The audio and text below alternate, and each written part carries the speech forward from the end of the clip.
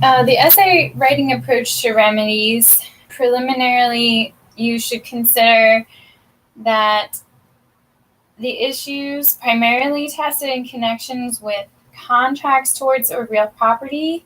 Never assume there is a pure remedies question. Always determine if there are issues regarding the prima facie case and or affirmative defenses. Consider the types of interrogatories, rights and remedies, and relief. Fourth, always balance your time according to the weight of the facts. And in your issues checklist, there's A, damages, B, restitution, and C, injunctive relief. That's probably the order of the approach, and it's going to be the order of the outline. Here's the remedies rules. Always look first to legal remedies, then to equitable remedies. A, first evaluate the adequacy of legal remedies. 1, legal remedies. A, damages money. B, restitution. 1, 2, and 3. 1, money. 2, replevin. 3, ejectment. Money damages is obvious. You're seeking damages for pecuniary loss. And replevin, recovery of specific personal property, whereas ejectment is recovery of specific real property. B, when you're looking at legal remedies, then equitable, you then consider your equitable remedies. The equitable remedies include restitution again and injunction. For restitution, examples are constructive trust, which is a court-imposed obligation on the defendant to convey specific property to the plaintiff, and your equitable lien, the court-imposed security interest in specific property owned by the defendant. Injunction is negative or mandatory order in contract, a specific performance decree. So that's a really broad way to look at it. The order of progression in analyzing tort problems, starting with damages, then restitution, then injunction. So A, damages, injury to plaintiff arising out of the tort. 1, actual damages, compensatory damages that seek to put P back where he was before the tort. Actual damages in tort look to the past. A, general damages compensate for foreseeable losses such as pain and suffering. B, special damages compensate for losses not necessarily foreseeable. Lost wages and must be specifically pled. 2, nominal damages, a small or nominal amount of money available when no actual injury or loss can be proved. 3, punitive damages. Punitive damages punish and deter. They do not compensate for actual injury suffered by the plaintiff. Remember that there must be some proportionality between the actual and nominal damages, and must be some proportion. Further, wealthy defendants pay more than poor defendants. That's another proportionality consideration. So for restitution, benefit unjustly retained by the defendant does not need to be any injury to the plaintiff, which is a little bit of a different way to define that. Like conferred by the plaintiff. So I guess in this case, like maybe the plaintiff's the painter and he already had supplies or was given supplies as a gift and he spent some time on the art. Now the time is what is his losses. He could have been doing other things, but it might be hard to put like a price on that injury, but that doesn't prevent him from recovering the benefit that was unjustly retained by D for his services. Legal remedies. Money, look for the benefit to D, sometimes called waive the tort, and sue in assumptit. I forget what that means. I forget what that stands for. Sue in assumptit. I really feel like I want to know what that is. I think it's a quasi-contract. So waive the tort, sue in assumptit. I think it'll be in here though. Just gonna try to look that up real fast. Pardon the paging.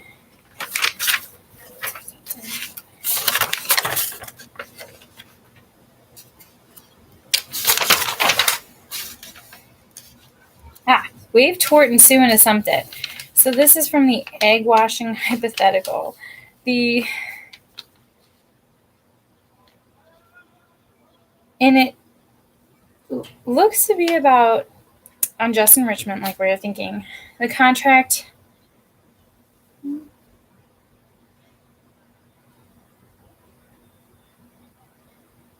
Maybe not. Emotional distress, hard for property.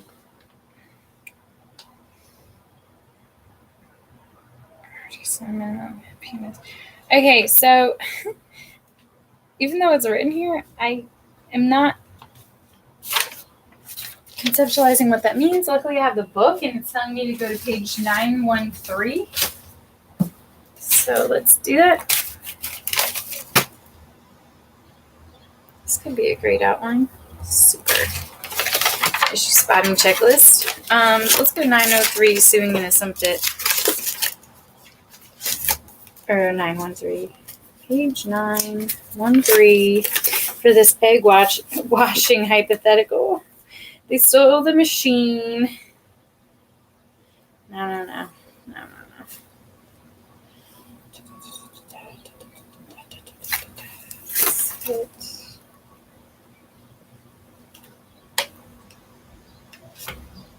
We're talking about libel in this paragraph. Trespass. I got a stolen model machine. Olbus Knife and Neeson Company. So I mean, this is the egg case starts here. The egg washing case starts here. And I don't know why I didn't book brief, but I'm looking at here it is. But respondent here had an election. He chose rather to waive his right of action in tort and to sue and assumptive on the implied contract. Having so elected, he is entitled to the measure of restoration which accompanies the remedy.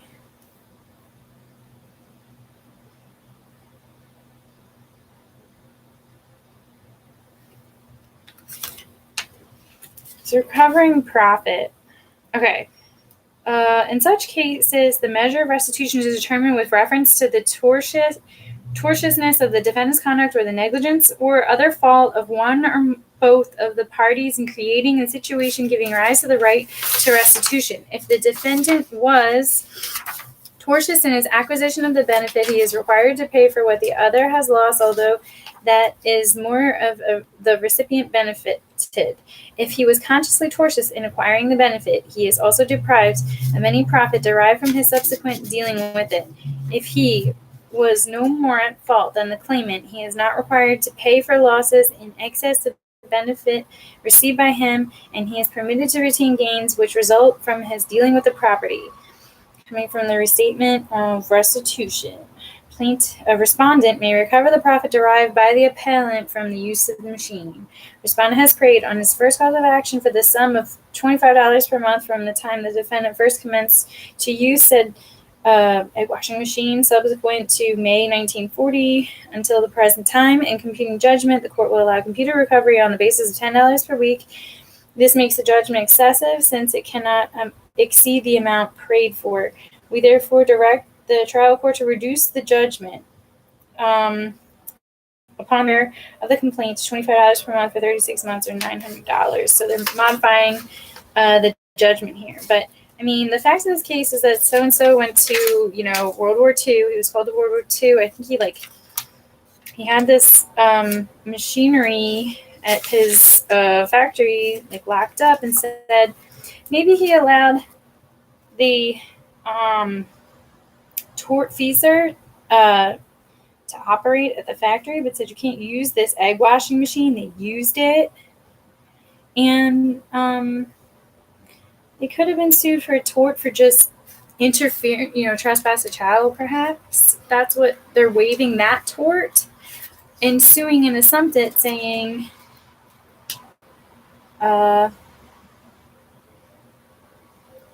looking for restitution for the benefit conferred on the tortfeasor for use of the machine.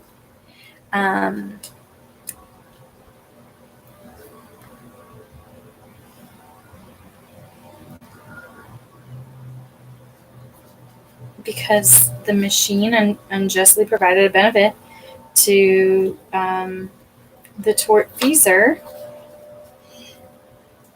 And the detriment, that I think we just said that the injured party doesn't need to really show the detriment here. There's like some wear and tear, I think. So that I was right about a quasi-contract. There was no contract for them to use the egg washing machine, but they did, and they benefited from it. And so some of the profit has to go back to the owner of the machine, or the chattel that has been his exclusive possession right has been interfered with by the tortfeasor. So back to this outline. Sorry for that diversion. That's what suing an assumpted is all about. Where are we? Okay.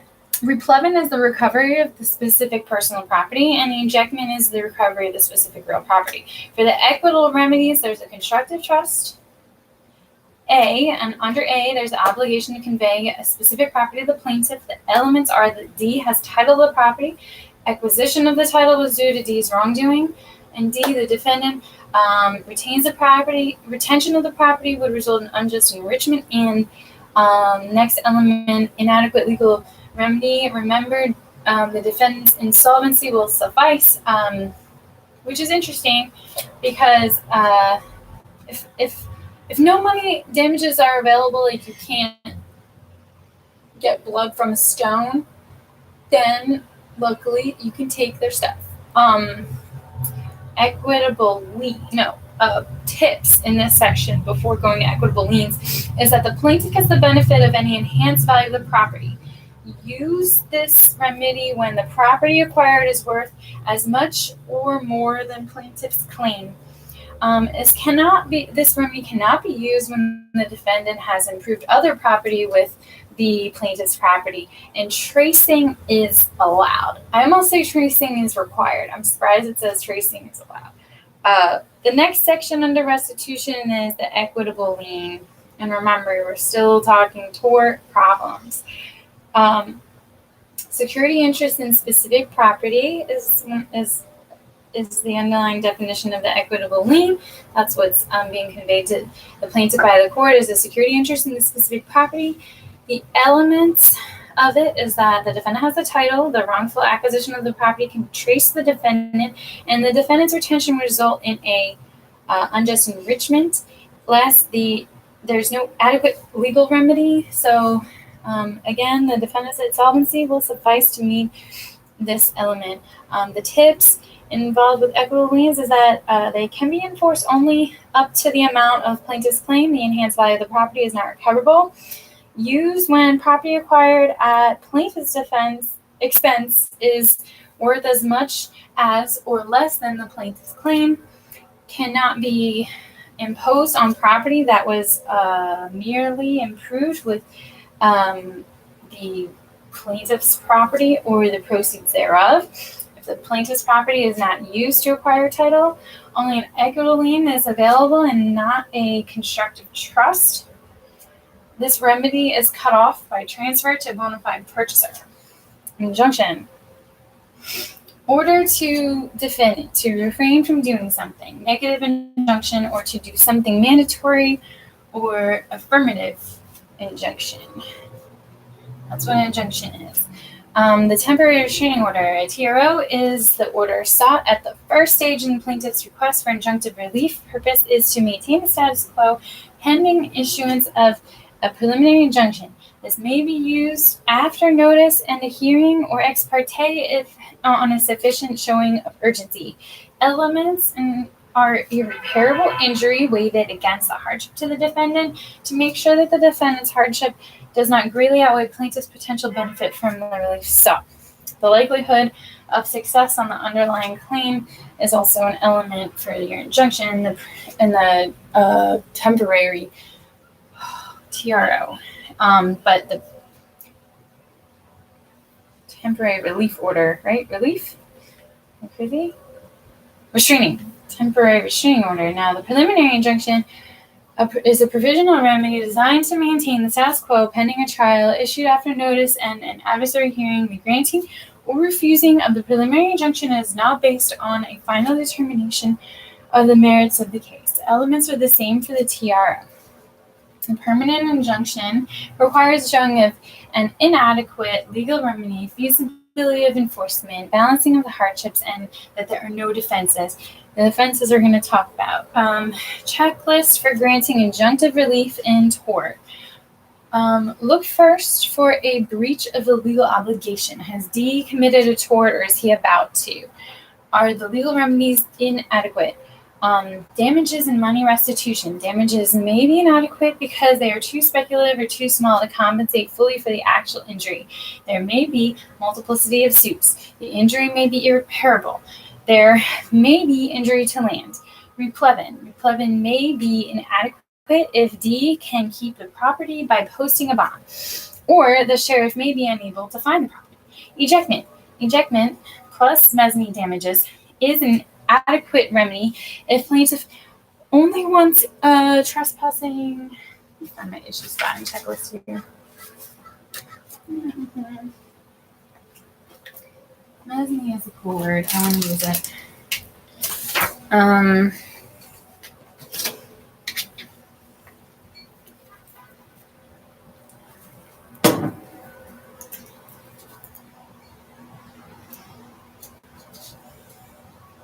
don't even think I had ejectment in here in my lovely outline. Is it equitable?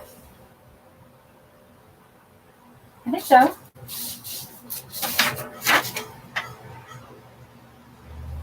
Ejectment and mezzanine.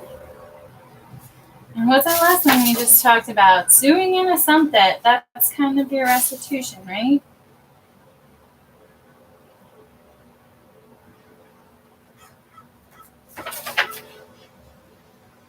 I got prejudgment interest in here, wrongful death, survival, declaratory. I don't even know what that is, but I guess while we're at it, we'll put defamation and nuisance in here. These are kind of like your torts actions, but sorry, I'm talking to myself about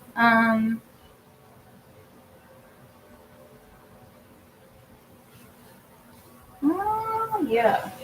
This is a really good issue spotting checklist I just wrote out randomly.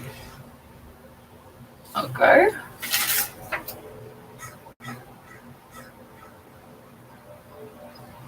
I should probably write out the preliminary injunction and the TRO, but I just went through it. So rather than proceed with this checklist, let me write this down. What I have written down is prevent prophylactic, remedial, structural. There's different kinds of TROs. There's preventative, prophylactic, remedial, and structural. Structural includes civil rights. The example is a prison case. So, but I don't have the real elements written here. So the elements are irreparable injury. I mean, if we put this in the order of the mnemonic we just learned, I don't remember it. If I just remember the elements, it'll remind me of the mnemonic. Irreparable injury, balance of hardships,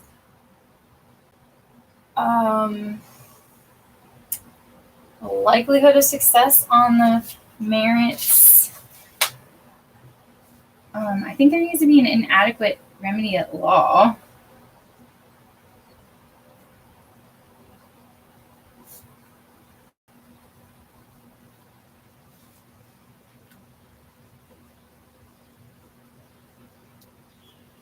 I mean, these are just different elements in different places, and that's why this is getting so crazy. So I have to look up what the mnemonic was for injunction. It was, I'm feeling bold and determined, irreparable harm, feasibility of enforcement, balance of hardship, absence of defenses.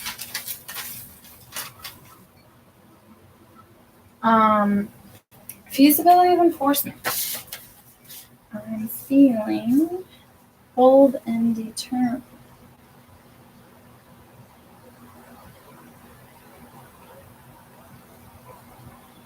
It's just kind of weird. That's so different. Likelihood of success on merit.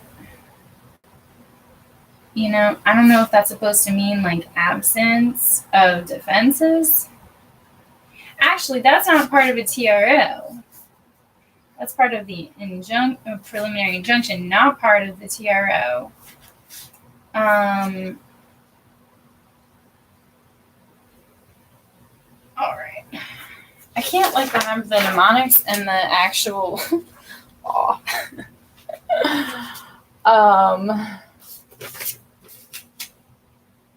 Like I can't correlate the two. Like the mnemonic has to relate to the law for me to remember it like that.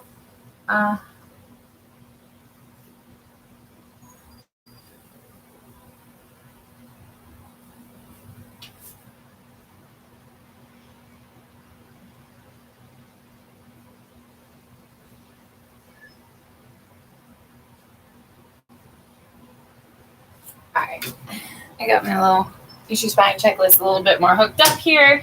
What is that stuff actually really? Okay, so the acronym is I'm feeling bold and determined.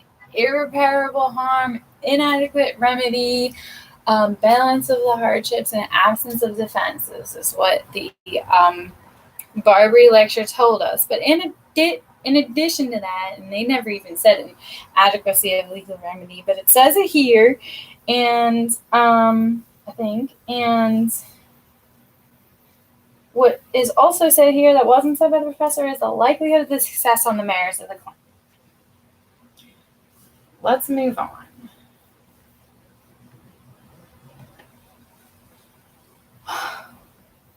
Did we get to the, yeah, so we're back to the checklist. Is an injunctive decree feasible? Exactly, feasibility. I'm feeling feasibility of enforcement. There's so many elements to that.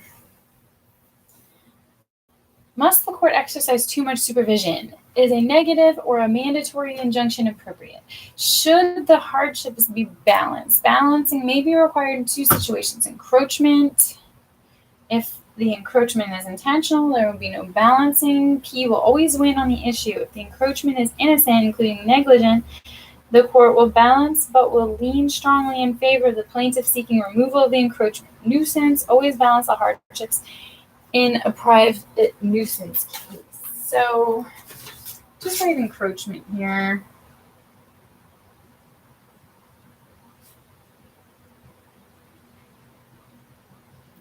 There's no need to consider the defendant's hardship in intentional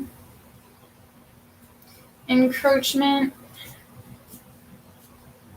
And then for nuisance, private and public. For private, what's this rule? For private, you must balance hardship.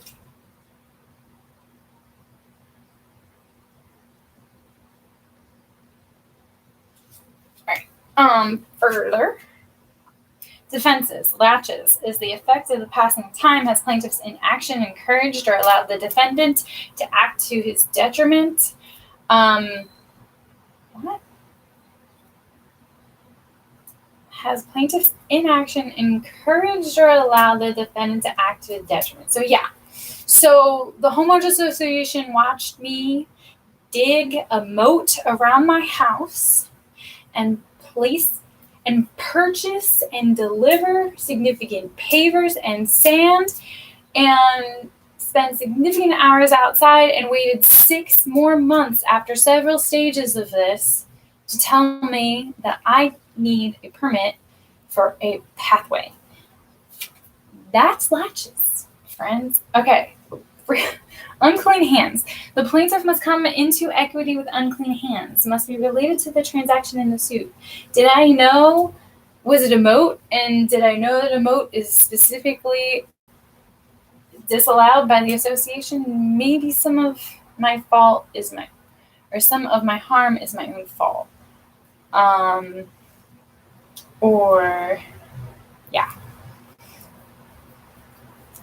Freedom of speech, First Amendment rule against prior restraint. We're talking about defenses right now.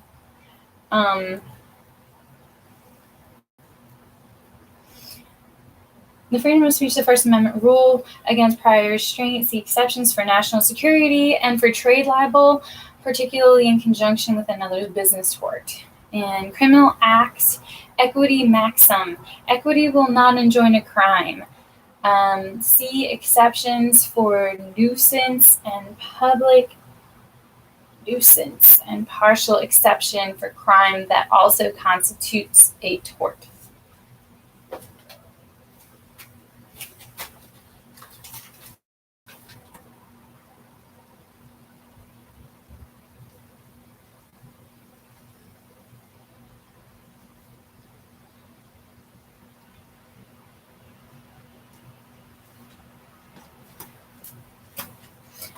Now, order of progression in analyzing contract problems, damages, restitution, specific performance, special remedies, rescission, reformation. It ends there, and then there's checklist for granting specific performance in the contract. So we just have like 2 more pages to read, and read it as quickly as I can. For damages, the injury to the plaintiff arising out of a breach of contract to the defendant. This is in the form of 1, 2, and 3. Expectation damages, consequential damages, liquidated damages. For expectation damages, this is the benefit the plaintiff expected to get out of the contract. Expectation damages looks to the future. Consequential damages. These are damages to the plaintiff in addition to the lost expectation. They must be foreseeable at the time the contract was entered, and by foreseeable, I mean foreseeable by the defendant. Liquidated damages.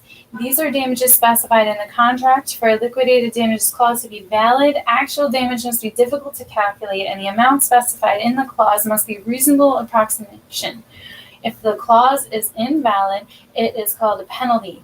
If the party's intent is clearly expressed, liquidated damages may serve as a true alternative to performance.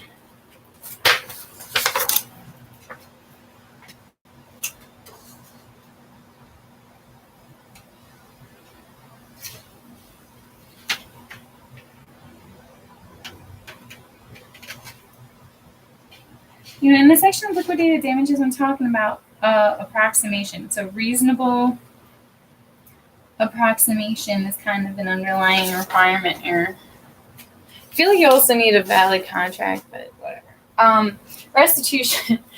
Money restitution. Benefits unjustly retained by the defendant when there is a void or unenforceable contract, or where plaintiff chooses not to sue on the contract, permitting recovery in quasi-contract or quantum merit. Remember that a breaching party may sometimes recover in restitution even though he has breached. Specific performance. Order to the defendant to specifically perform the contract. Requires a showing of definite and certain terms in a valid contract.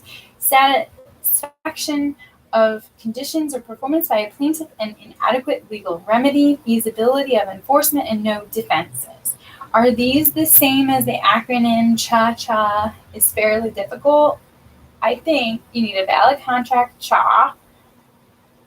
Here you see definite and certain terms of a valid contract. The condition, satisfaction of conditions or performance by the plaintiff is the cha-cha. The contract and the conditions, cha-cha, is inadequate, fairly legal remedy, fairly, feasibility of enforcement, and no defense is difficult. Special remedies sometimes are available, such as rescission. In rescission, the contract is void or voidable, and the deal is called off. Grounds for rescission is mistake, which is mutual or unilateral, misrepresentation, innocent or fraudulent, defenses, unclean hand, lapses, election of remedies, and estoppel. So again, this is good dog, that you one, have grounds, and two, have defenses, or an absence of defenses. And then for reformation, very good dog, you need a valid and enforceable contract. Written form of the contract is wrong, however, and the contract is rewritten, or at least or pleadings to rewrite the contract correctly and enforce it. So for the grounds for the reformation, they're exactly the same. There's mistake, two kinds, mutual and unilateral, misrepresentation, obviously two kinds, innocent and fraudulent, and your lack of defenses, which is your unclean hands, latches. Election of remedies, meaning don't couple this with an improper remedy, such as which might cause a windfall of the plaintiff, let's just say, and then estoppel. That was what applied to rescission. The defenses here are listed as latches, sale to a bona fide purchaser, and the parole evidence rule, statute of frauds, and negligence are not good defenses. Checklist for granting specific performance relief in the contract. Look for a breach of a legal obligation. Is there a valid contract? Has the defendant breached the contract, or is she about to? A, are the terms of the contract sufficiently definite and certain? Remember that the terms of the contract must be sufficiently certain to constitute a valid contract, but an equity court may still be unwilling to grant specific performance of that contract if it cannot tell exactly what the parties intended. B, has the plaintiff satisfied or performed the conditions under the contract? The plaintiff will not be able to obtain specific performance unless she has fulfilled all of her conditions under the contract, for example, already performed, is ready and able to perform, or excused from performing. C, are the legal remedies inadequate? Damages and money restitution. Damages may be too speculative or too small to compensate for the injury. There may be multiplicity of suits. There may be an irreparable injury. Plaintiff may seek to recover a unique chattel. The contract for purchase or sale of land may be involved. Replevin, defendant can post a bond. The sheriff may be unable to find the property. Ejectment, typically not involved in an action on a contract. So are the legal remedies inadequate? Those are examples of legal remedies. Apparently ejectment is a legal remedy then? Maybe? I guess, yeah. So it's relevant. Okay. Just making sure I've got this in the right place. Not even here. So ejectment actually goes to this side, and replevin is over here too.